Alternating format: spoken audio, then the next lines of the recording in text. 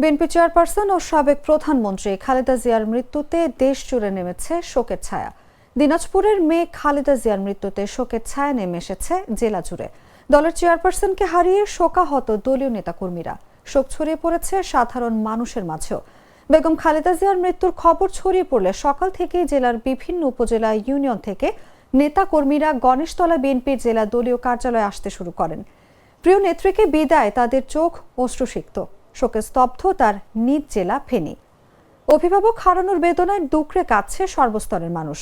খালেদা জিয়ার পৈতৃক ভিটা ফেনীর ফুলগাজী উপজেলার শ্রীপুরের মজুমদার বাড়িতে চলছে শোকের মাতম।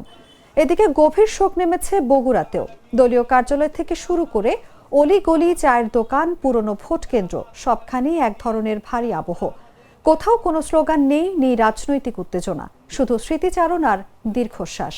যে শহর বারবার ভোটের মাধ্যমে নিজের ভালোবাসা প্রকাশ করেছে, সেই শহরই আজ তার বধূ নেত্রী ইতিহাসের একটি অধ্যায়কে হারিয়ে শোকে স্তব্ধ।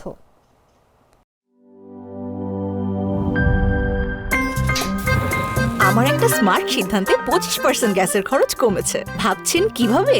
সাধারণ গ্যাস স্টোভ বদলে আমি এনেছি আরএফএল গ্যাস স্টোভ। এর সাইন্টিফিক নজল ও ব্রাস বার্নার ক্যাপ সমানভাবে তাপ ছড়িয়ে রান্না করে দ্রুত। তাই গ্যাসও বাঁচায় 25%, টাকাও বাঁচে 25%। আরএফএল গ্যাস স্টোভ নিরাপদ ও গ্যাস সাশ্রয়ী।